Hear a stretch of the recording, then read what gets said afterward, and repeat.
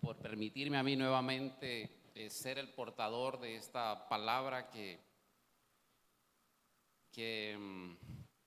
me ha levantado esta semana, la verdad. Y creo que el Señor quiere lo mismo, que sus corazones se inquieten para saber de qué estamos hechos o qué es lo que en realidad somos aquí en la iglesia, cuál es nuestro objetivo principal. Amén. Para nadie es un secreto que la venida de Cristo está cerca, ¿verdad? La trompeta está a punto de sonar, pero la iglesia no está preparada para irse con el Señor. Y eso al Señor le preocupa, y a Satanás, imagínense la alegría de llenar el infierno de gente que un día creyó en Cristo, pero que no se preocupó por guardar esa salvación.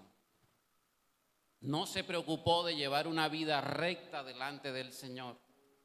Nos conformamos quizás con venir a la iglesia, ¿verdad? A llenar una silla, a escuchar, pero todo eso quedó guardado en nuestro corazón, en nuestra mente, y no hizo un eco para el reino de los cielos. Amén. No sé si estoy equivocado. Creo que no, ¿verdad?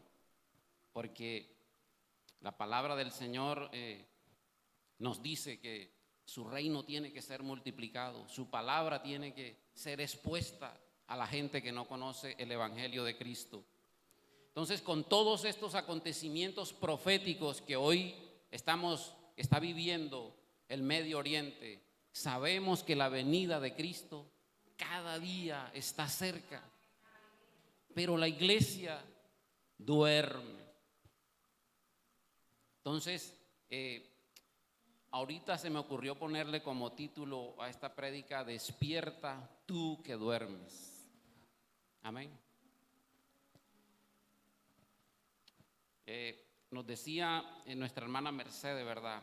Dice la palabra del Señor que el que quiera salvar su vida la perderá, pero el que la pierda por causa del Señor, éste vivirá. La pregunta es: ¿qué estamos dispuestos nosotros a dejar por Cristo? ¿En realidad estamos dispuestos a dejarlo todo por Él?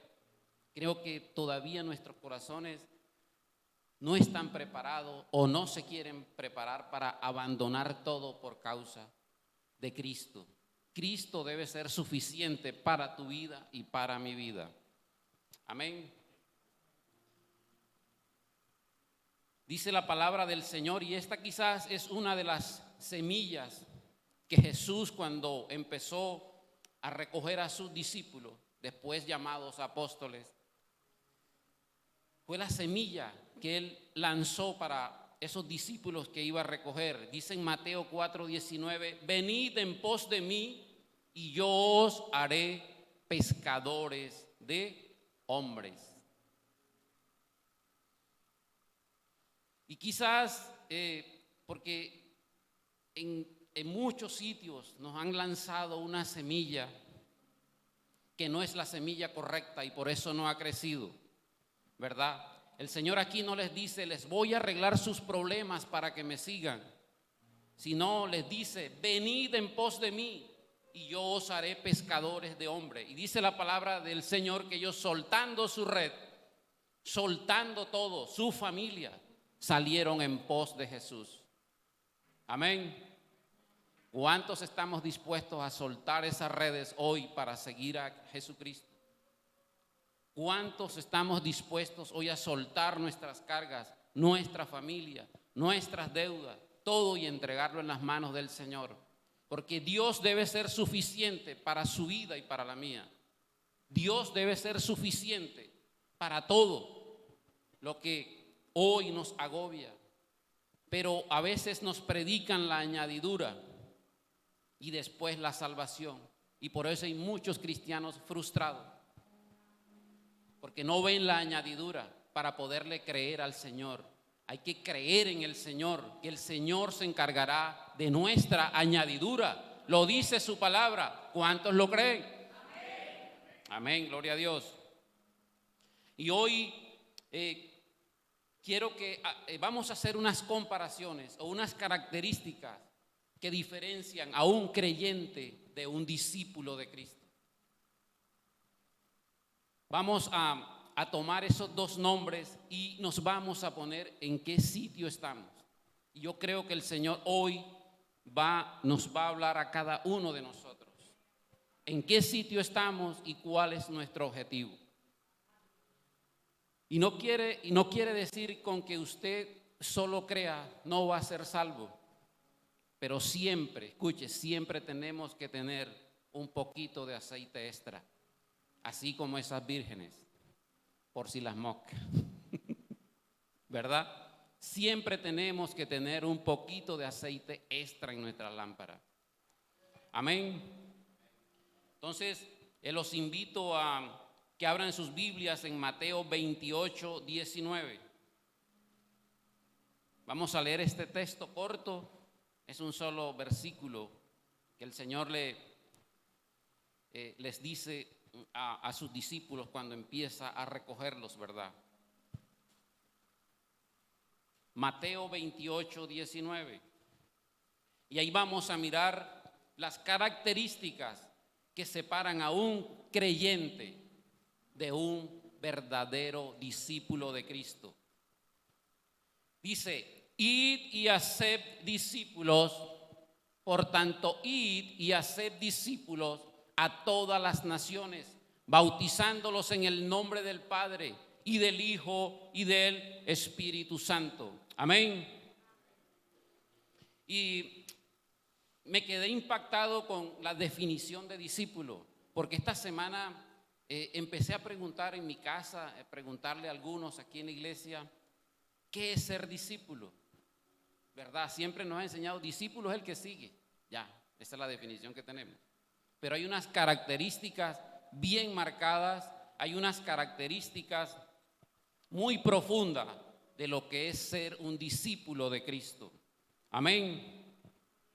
Y entonces, una de esas características, y la primera es, dice así, discípulo es alguien que dedica el mayor tiempo posible, escuche, es alguien que dedica el mayor tiempo posible para estar en comunión profunda con su maestro. Vuelvo y le repito esta definición.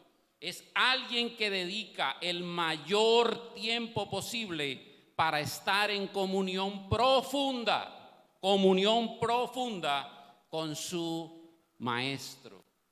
¿Qué tanto tiempo le estamos dedicando nosotros a nuestro maestro? ¿Qué tanta comunión íntima tenemos? Recuerden, esto no se trata de ir todos los días a pedir. Esa no es una comunión íntima con el Señor. Usted no está haciendo ahí nada para el reino de los cielos. Usted está haciendo algo ahí personal, algo suyo, algo particular. Pero usted, en esa oración diaria en la que se arrodilla a pedir, ¿por qué me pasa, Señor? ¿Cuándo me vas a dar? No está trabajando para el reino de los cielos. En nada está fortaleciendo usted el reino de los cielos. Amén. Sí me están entendiendo, ¿verdad? Ok. Otra característica, dice, disfruta su presencia. A veces con la misma amargura que llegamos, con la misma amargura terminamos de orar. ¿Cierto? Entonces, aquí dice que disfruta su presencia. Atesore esas palabras en su corazón, porque a mí me impactó esta definición de ser un discípulo verdadero de Cristo. Otra definición que dice, le rinde honra a él porque él solo se la merece, aprendiendo, escuche, aprendiendo a sus pies sus enseñanzas. Amén. Bonito, ¿verdad? Esta definición de lo que es un discípulo de Cristo. Yo creo que su corazón se va a ir preparando porque se está enamorando de esto. Y así el Señor quiere que sea. Amén. Dice, definición de un creyente.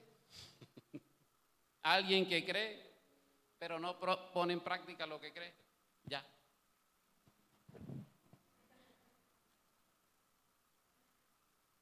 Imagínense esa definición. Alguien que cree, pero no pone en práctica de lo que creyó. Nada de lo que creyó lo pone en práctica. Pero sigue diciendo otras características de un buen discípulo de Cristo. Dice, el discípulo busca vida para cumplir las promesas de la palabra. Escuche esto porque ahora viene lo que es un creyente. Busca vida para cumplir las promesas de la palabra. Contrario al creyente, busca en la palabra promesas para su vida. Fíjense eso. Esto no crean que se los está hablando un discípulo. No, el Señor también me confrontó a mí con esta palabra. Tú en realidad tú quieres. O sea, no nos echemos mentiras. ¿A quién venimos a mentirle aquí a la iglesia? Vuelvo y le repito. El discípulo busca vida busca vida para cumplir las promesas de la palabra. Y la mayor promesa de la palabra, ¿cuál es? La salvación. Es decir, el discípulo siempre está queriendo más para llevar esas nuevas de salvación a los demás.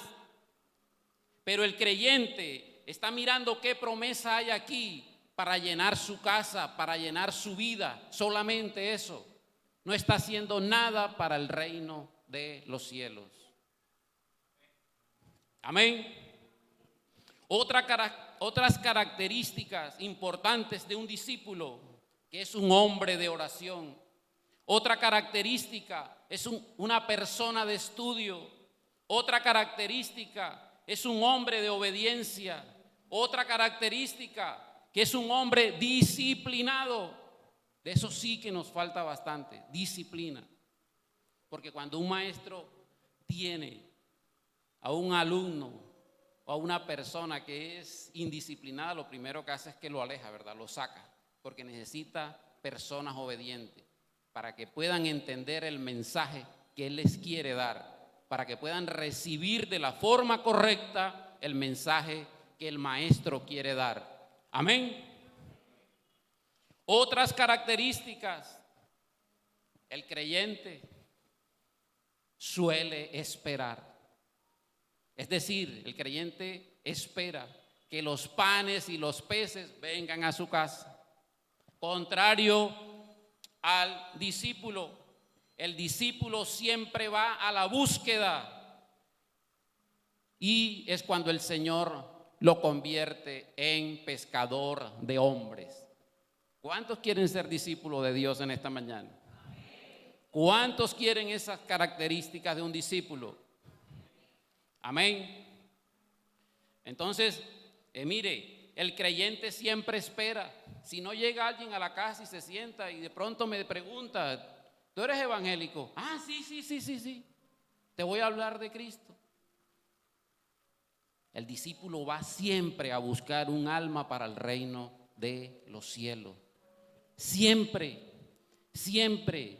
Y el discípulo, aún esté cojo, esté en silla de ruedas, siempre va a tener eso en su corazón, esa búsqueda. Mire, no quería darles un ejemplo, pero mi mamá es un ejemplo claro de eso para todos nosotros como hijos, para los nietos también. Mi mamá, el que llega a vender pescado, ella en su silla ahí adentro, porque ya pues la vejez no está para estar trajinando. El que llega a vender pescado, el que le trae una razón, siéntese ahí. Ahí lo coge en la puerta, ahí para ahí en toda la puerta, en una silla. Pero no hay nadie que salga o que entre de esa casa que no reciba el mensaje de salvación en su vida. ¿Qué más ejemplo queremos nosotros? Una anciana todavía, dando lora, como decimos por ahí, no se rinde todavía. Todavía ella desea tener más para dar, pero la iglesia duerme. La iglesia duerme. Amén. El creyente lucha por crecer para satisfacer su propia necesidad. Es decir, el creyente se levanta, el creyente ayuna, el creyente ora, madruga, pero solo a pedir, solo a recibir. porque no está consciente que ese no es trabajo para el reino de los cielos. El trabajo para el reino de los cielos es expandir el evangelio de Dios. El Señor quiere que usted y yo seamos pescadores de almas. Y nosotros con nuestra pereza, a veces con nuestra dejadez, digámoslo así, estamos dejando, como quien dice por ahí, que el diablo corone almas, que nosotros pudimos darle ese mensaje de salvación. El creyente lucha por crecer para satisfacer su propia necesidad. Pero miren lo que hace un discípulo de Cristo. Está buscando cada día cómo reproducirse. Está buscando cada día cómo reproducirse. ¿Cómo reproduces el reino de los cielos? Si no nos atrevemos a hablarle a nuestros vecinos, ni siquiera a nuestra familia, porque se van en contra de nosotros. ¿Cuál es el temor? No lo vas a hacer tú solo. El Espíritu Santo debe estar contigo en ese momento para respaldar esa palabra del Señor. Otra cosa es que no tengas al Espíritu Santo en tu vida. Amén. Miren, les voy a contar algo. Hace unos años, trabajando yo en un hotel, llegó un amigo que es de otra iglesia. Y una mañana nosotros nos teníamos que encontrar a las 5 de la mañana para empezar a hacer inventario en las cocinas de ese hotel. Y él llegó impactado una mañana a decirme, él me decía: mi negro, ven acá que te voy a contar algo que me pasó ayer. Imagínate que pedimos permiso en un edificio de apartamentos para llevar el evangelio de Cristo. Y gracias a Dios la administración nos dio permiso. Y empezamos a tocar puerta a puerta llevando el evangelio de Cristo. Y había una que no se quería abrir. Y insistimos tocando, y abrió una muchacha, una adolescente. Y nos dijo: ¿qué quieren? Dijo: venimos a compartirte del evangelio de Cristo. Venimos a hablarte de la salvación de tu alma. Y les dijo la niña: menos mal llegaron, me estaba preparando para suicidarme. ¿Cuántas personas no se han ido al infierno sin este mensaje? Por nuestro temor, por nuestra pereza, por nuestro egoísmo de creer que es solo para mí. Pero eso no es lo que el Señor quiere para nuestras vidas. Y con esto no le estoy diciendo, esto no tiene nada que ver con salvación, el que usted crea. Si cree en el Señor va a ser salvo. Pero el Señor necesita obreros para su mies. Los obreros, dice el Señor no se equivoca en su palabra. Son pocos los que estamos trabajando por esa mies, para recoger esa mies para el Señor. ¿Cómo vamos a presentarnos delante del Señor un día? Cuando en vez de aportar para el reino de los cielos, llevando almas a los pies de Cristo, estamos haciendo todo lo contrario por nuestra pereza, porque la iglesia duerme. Amén. Entonces, en conclusión, ¿en cuál de los dos lados quieres estar tú? Demuestra que la semilla dada aquí en la iglesia empezó a dar frutos.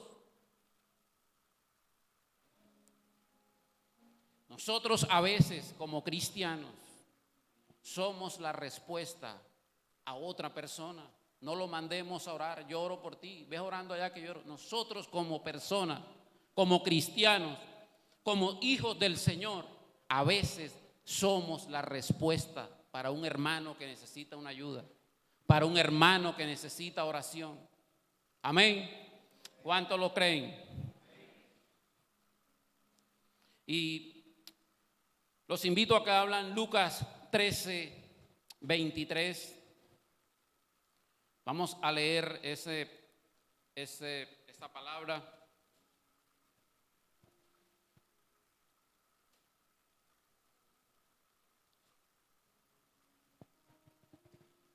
Cuando lo tengan, digan amén. Dice así en el nombre del Padre y del Hijo y del Espíritu Santo. Y alguien dijo, Señor, ¿son pocos los que se salvan? Y él les dijo, es forzados. ¿Cómo les dijo? ¿Cómo les dijo? La cosa no es tan fácil, ¿verdad? Como nos las han mostrado. Siempre nos muestran a ese hombre en la cruz de la manera equivocada. El Señor lo salvó para demostrar su amor y su misericordia.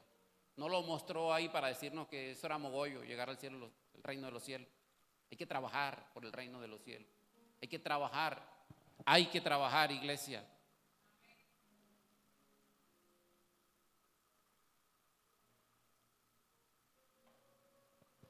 Entonces Él les dijo, esforzaos a entrar por la puerta angosta, porque os digo que muchos procurarán entrar y no podrán. Procurarán. Y no le está hablando a la gente del mundo, le está hablando a la iglesia, el Señor ahí. Porque muchos de los que estamos aquí, muchos de los que estamos en otras iglesias van a procurar entrar, pero no podrán. Porque siempre entendieron la salvación de la manera incorrecta. Primero no fue Jesucristo, primero no fue su Dios, sino que primero fueron sus afanes, primero fueron sus añadiduras. Amén. Y le sigue diciendo, porque os digo que muchos procurarán entrar y no podrán, después que el padre de familia se haya levantado y cerrado la puerta, y estando fuera empecéis a llamar a la puerta diciendo, Señor, Señor, ábrenos. Y él respondiendo os dirá, dígalo hermana, no sé de dónde sois. No sé de dónde sois. Terrible, ¿verdad? Terrible estar del otro lado de la puerta. Terrible cuando el Señor diga, ¿de dónde soy? No los conozco. Apartaos de mí, dice. Entonces comenzaréis a decir, delante de ti hemos comido y bebido, y en nuestras iglesias predicaste. Y entonces Él nos va a decir, o les va a decir a los que se queden de ese lado de la puerta, pero os dirá, os digo, no sé de dónde sois, apartaos de mí todos vosotros hacedores de maldad. El Señor hoy quiere mover tu corazón, tu mente, que cambies de actitud, que cambiemos de actitud. El reino de los cielos no puede ser algo personal, sino que nosotros, como los brazos de Cristo en la tierra, debemos expandir su evangelio. Procura ser un discípulo de Cristo. Procurar reproducir esa palabra del reino de los cielos. Porque quizás muchos están esperando que toques la puerta para recibir ese mensaje de salvación. Pero por nuestra pereza, por dormirnos en el evangelio, mucha gente ha ido al infierno sin esa esperanza de vida. Amén. Gloria al nombre del Señor. Espero que esta palabra corta haya quedado en sus corazones. Este es el mensaje del Señor para todos nosotros, para nuestras vidas, porque la venida de Cristo se acerca. La trompeta está a punto de sonar y la iglesia de Cristo no está preparada para irse con el Señor. Y dice que ahí será el crujir, el lloro y el crujir de dientes, dice la palabra del Señor. Yo me llena de gozo de verdad cuando los niños son los que me llaman a mí para ver cuándo les voy a dar la enseñanza. No sé si la demás iglesia llama al pastor a decirle, pastor, el ayuno sí va a ser hoy, no va a ser. Pastor, yo quiero que hagamos más oración, que oremos por los demás personas, que el Señor, nuestro espíritu, reviva para nosotros poder llevar ese mensaje de salvación a los demás. Pero estos niños, de verdad que yo me quedo asombrado. Cómo les gusta, cómo quieren escuchar de la palabra del Señor. Pero nosotros como iglesia, si nos queda lo hacemos. Si hay tiempo lo hacemos. La semilla que fue sembrada, estamos dejando que los espinos la ahoguen. Y esa semilla nunca va a dar frutos, porque los afanes de este siglo, dice la palabra del Señor, nos han arrebatado ese fruto de esa semilla. Los afanes de nuestra casa, nuestra economía, porque no hemos querido creerle al Señor, que primero es Él y su reino, que Él es suficiente para nosotros, que la añadidura Él va a proveer esa añadidura. No hemos querido creerle al Señor. Amén. Dale un aplauso al nombre del Señor en esta mañana.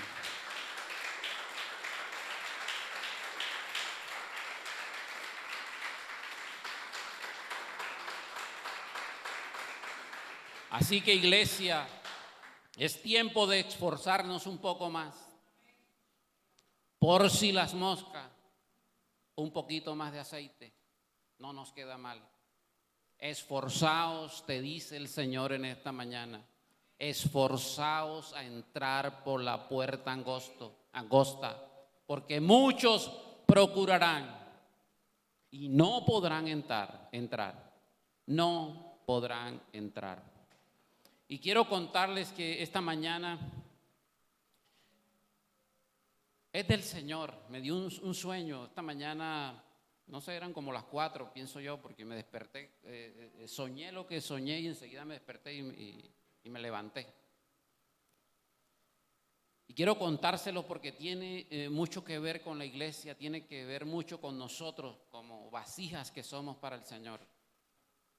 Soñé esta mañana en una finca, pero estaban desterrando, digamos, reliquias arqueológicas.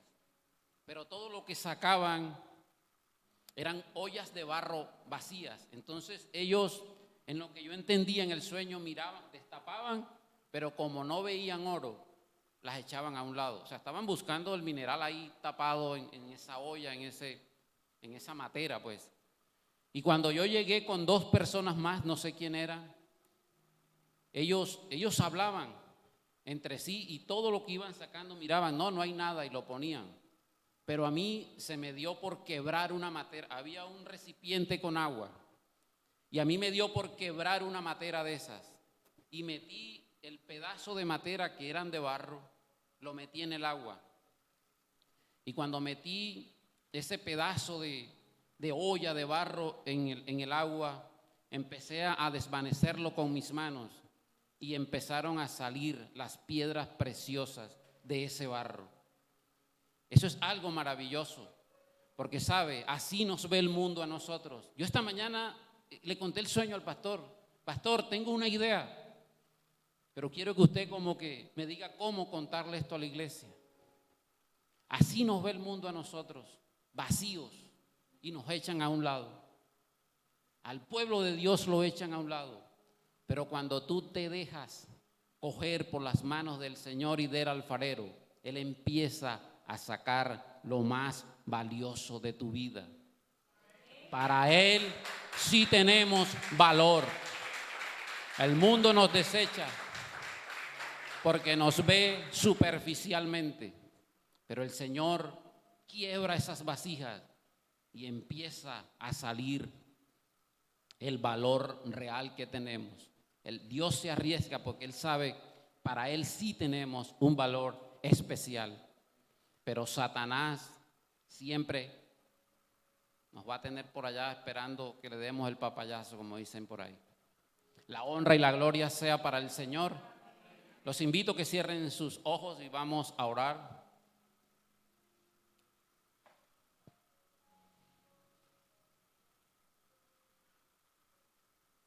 Padre, yo te doy gracias, primeramente porque tu Santo Espíritu hoy me inquietó, me despertó para que yo viniera a este lugar.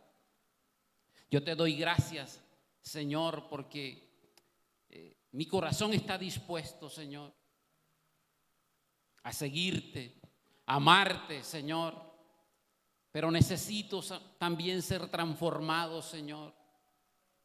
No quiero ser solamente de uno de esos que creen.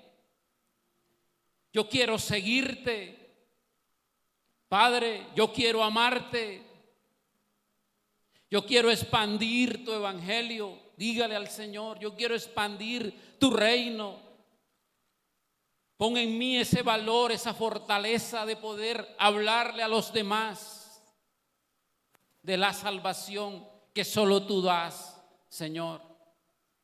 Gracias te doy, Padre, por todas estas familias, estos niños, Señor, que hoy nos reunimos, Señor, con un solo objetivo: darte a ti, Señor, darte a ti, Padre, adoración, darte la alabanza que solo tú te mereces. Señor, perdóname, Padre, si he estado del lado equivocado, solo esperando. Pero hoy me comprometo contigo, Señor, que voy a dar lo mejor de mí. Hoy me comprometo contigo, Señor, a ser tu discípulo, Padre. Voy a hacer ese esfuerzo extra que tú me pides que hagas, Padre, para honra y gloria de tu nombre. Yo te doy gracias en el nombre del Padre y del Hijo y del Espíritu Santo de Dios. Amén. Dele un aplauso al Señor en esta mañana.